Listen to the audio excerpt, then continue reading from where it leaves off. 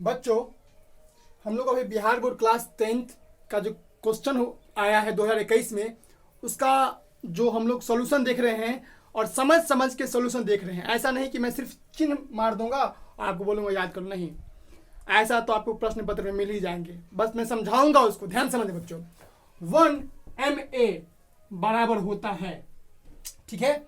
ये साइंस का क्वेश्चन है, बिहार बोर्ड में क्वेश्चन आया है 2021 में, 2021 में ये पेपर में आया हुआ है क्वेश्चन, तो बहुत इंपॉर्टेंट है। आप इसको देखिए और अगले 2022-23 में भी क्वेश्चन रिपीट होंगे, क्योंकि रिपीट होते हैं क्वेश्चन। अब देखिए 1 MA बराबर होता है। अब बच्चे तो बड़े शौक से पढ़ते हैं, बट जब पढ़ते हैं 1 MA तो MA का मतलब नहीं पता, कई बार क्या होता है MA नहीं समझ पाते हैं, ठीक है। और आंसर याद कर लेते हैं, जो भी आंसर गाइड में दिया रहता है, गाइड में भी गलत दिया रहता है, तो मैं समझाता हूँ, ध्यान समझिए बच्चों। सबसे पहला चीज देखिए, आप जरा गौर से देखिए, फोकस कीजिए इस पर।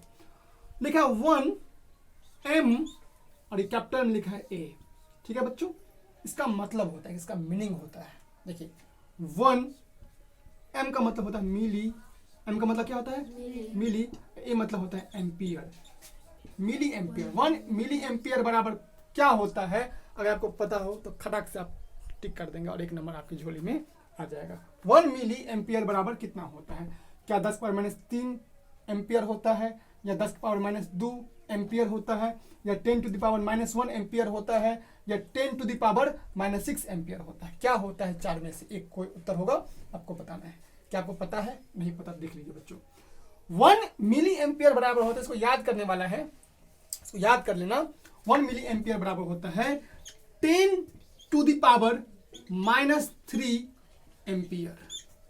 तो इसीलिए बच्चों इसका आंसर हो जाएगा हमारा ऑप्शन नंबर ए। अब देखिए मिली पूछ दिया, अगला बार माइक्रो पूछ देगा, अगला बार नैनो पूछ देगा, अगला बार पीको पूछ देगा, अगले बार फेम्टो पूछ देगा। तो आपका यह कर्तव्य बनता है कि आप सबको एक साथ याद कर लीजिए। देखिए बच्चों, तो 1 मिली एम्पियर बराबर होता है 10⁻³ एम्पियर, या आप इसे हिंदी में बोल सकते हैं 10⁻³ एम्पियर। ए मतलब एम्पियर। अब देखिए बाई चांस मिली पूछ दिया, एक बार पूछा था माइक्रो, तो बच्चों माइक्रो होता है, ध्यान समझिए, माइक्रो बराबर होता है 1 माइक्रो एम्पियर। माइक्रो एम्पियर से लिखा था 1 म्यू और ए, 1 म्यू एम्पियर। माइक्रो एम्पियर बराबर होता है 10⁻⁻6 एम्पियर।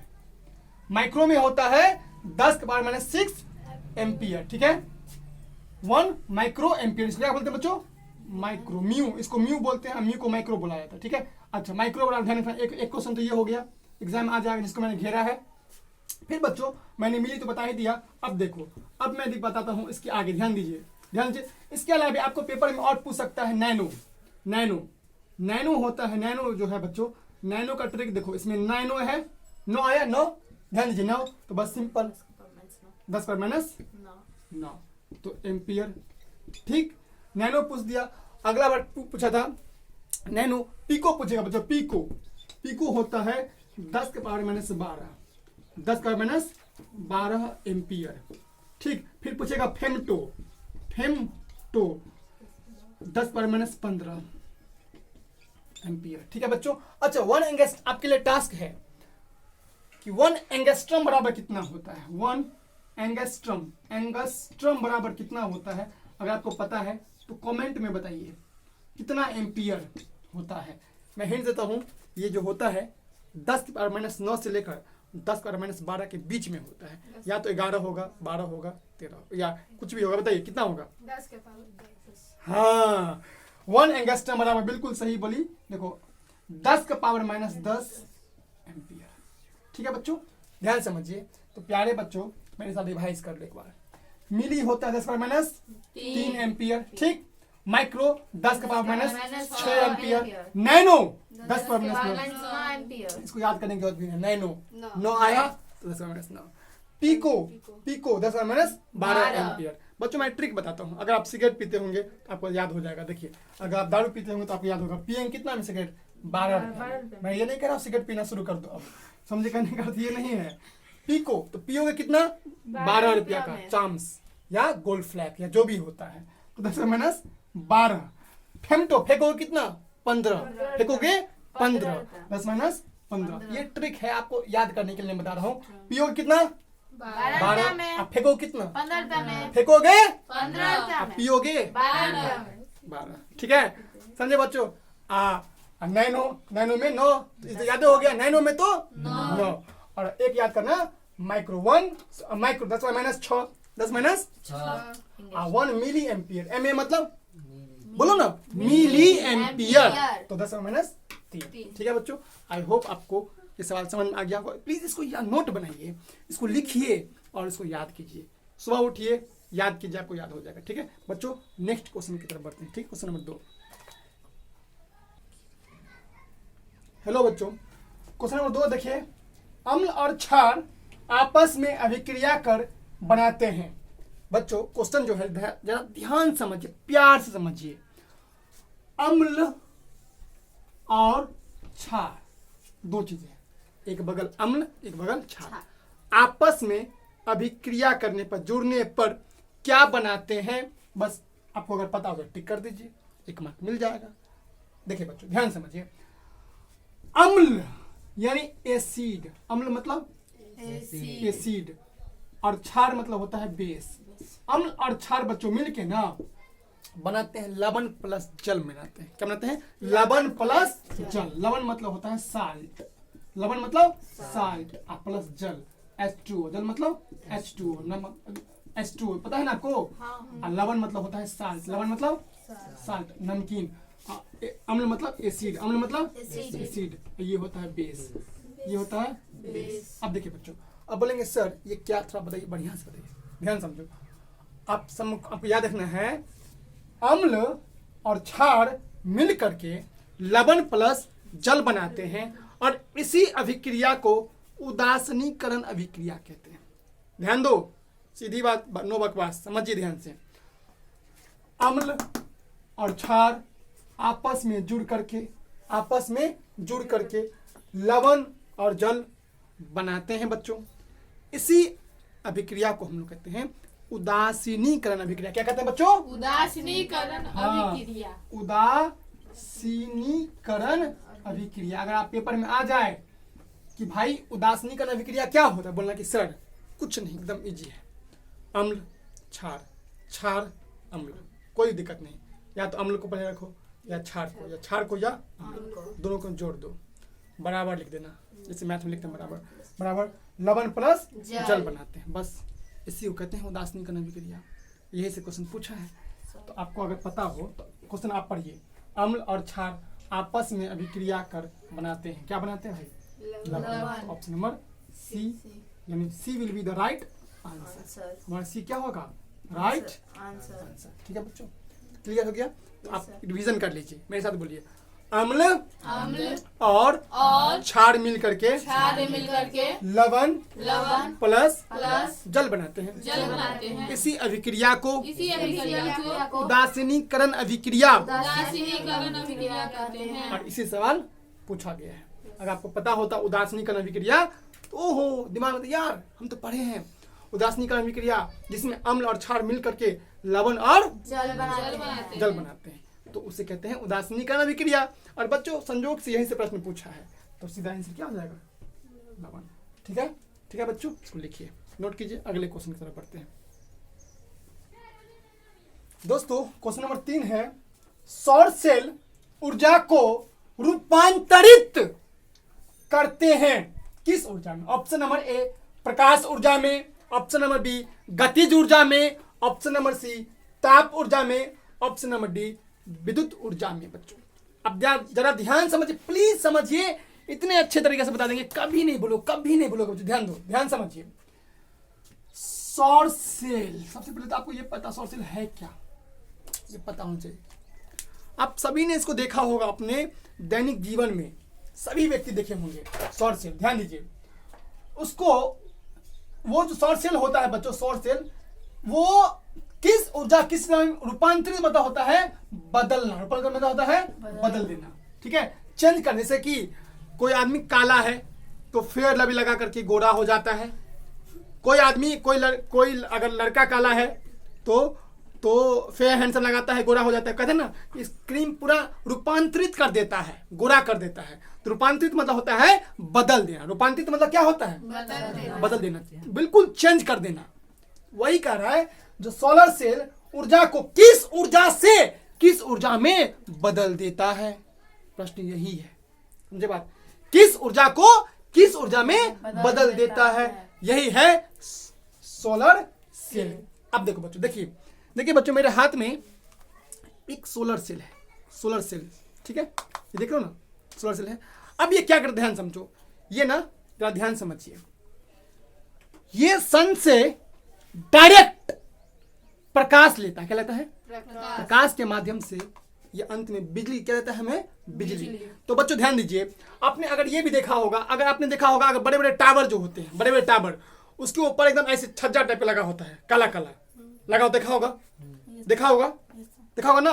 तो बच्चों करते क्या है, वो किस ऊर्जा की बदलते हैं? देखो ध्यान दो, वो प्रकाश ऊर्जा को, ध्यान दो, प्रकाश ऊर्जा को विद्युत ऊर्जा में बदलते हैं। किस ऊर्जा में? बताओ, प्रकाश ऊर्जा को विद्युत ऊर्जा। ध्यान समझिए, फिर समझो, बोलोगे सर फिर समझाइए, ध्यान समझो, ध्यान समझो।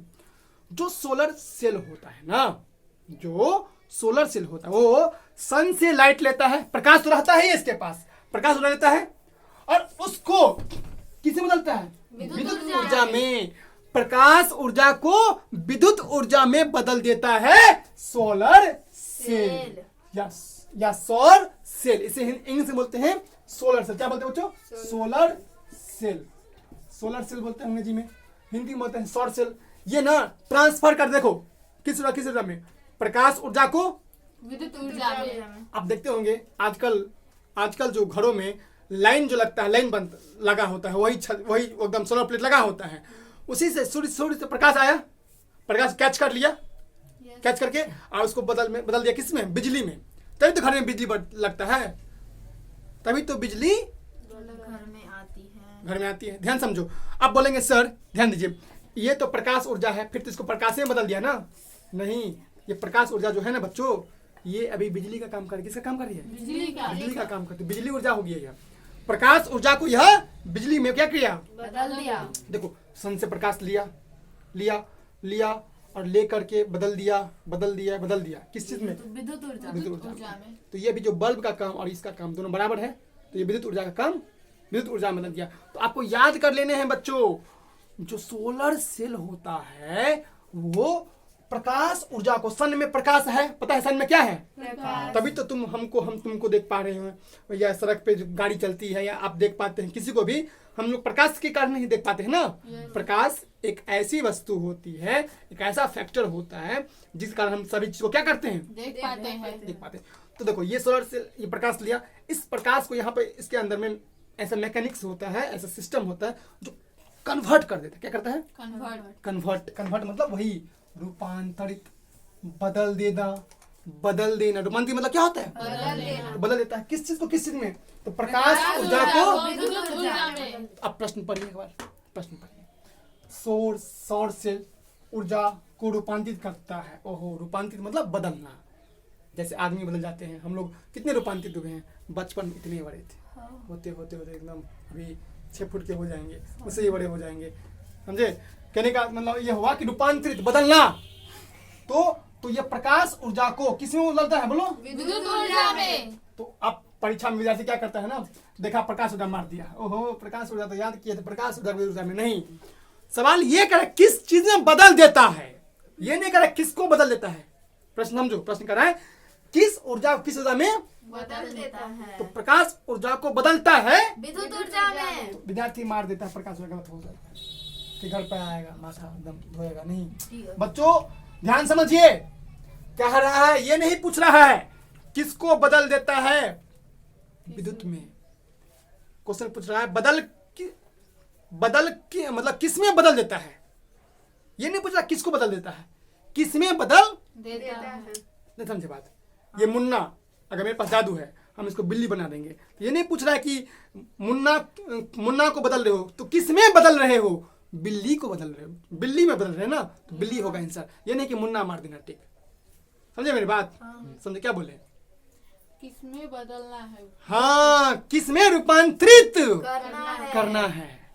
समझे बात? हाँ ये नहीं कि प्रकाश ऊर्जा को तो प्रकाश से मार दिया आंसर, नहीं। तो ऐसा धोखे वाली बात मत करना। देखो क्वेश्चन कह रहा है सौर सेल ऊर्जा को रूपांतरित करते हैं। अच्छा, ऊर्जा को रूपांतरित करते हैं, तो प्रकाश ऊर्जा को रूपांतरित करते हैं विद्युत ऊर्जा में। विद्युत ऊर्जा। आंसर क्या होगा डी हमारा? ऑप्शन। आंसर हो जाएगा डी ऑप्शन बच्चों। समझे मेरी बात? Yes answer sir. क्या होगा? D D. D option, D 100% sure answer होगा बच्चों। ठीक है, Yes, sir. चलो अगले क्वेश्चन तरफ मिलते हैं। ठीक है बच्चों, बच्चों क्वेश्चन नंबर 4 है, जरा ध्यान समझिए। सोना की परमाणु संख्या है, सोना की परमाणु संख्या है, मतलब सोना जो है बच्चों, सोना मतलब होता है आपको AU। क्या होता है? AU। सोना का संकेत होता है AU। अच्छा, इसे AU क्यों कहते हैं? इसका नाम है ऑरम। क्या नाम है? ऑरम। ध्यान दो, सुनो मेरी बात। सोना का जो केमिकल नाम है ना, वो होता है ऑरम। क्या नाम होता है? ऑरम। तो AURAM, ऑरम। तो ऑरम में AU आया ना, हाँ। इसलिए इसका संकेत होता है बच्चों सोना। अच्छा, तो सोना का परमाणु संख्या यानी कि एटॉमिक नंबर, परमाणु संख्या मतलब एटॉमिक नंबर। इसको याद रखना। ये बच्चों आपको याद करने वाला चीज है। इसमें आपको ये सोचो कोई ट्रिक बता दीजिए सर कि कैसे याद, नहीं, आपको रटना पड़ेगा। याद है तो 1 नंबर के आप मालिक हो जाएंगे। देखो बच्चों, तो सोना का एटॉमिक नंबर होता है 79। कितना होता है? 79। सोना का एटॉमिक नंबर कितना होता है? 79। बच्चों एक एग्जाम में, टेस्ट एग्जाम में हुआ था अभी हाई स्कूल में, तो उसमें चांदी का पूछ दिया। चांदी का होता है 47। चांदी का होता है 47। चांदी का परमाणु संख्या जो होता है बच्चों 47। इसी का संकेत होता है AG। ध्यान दो, कंफ्यूजन नहीं।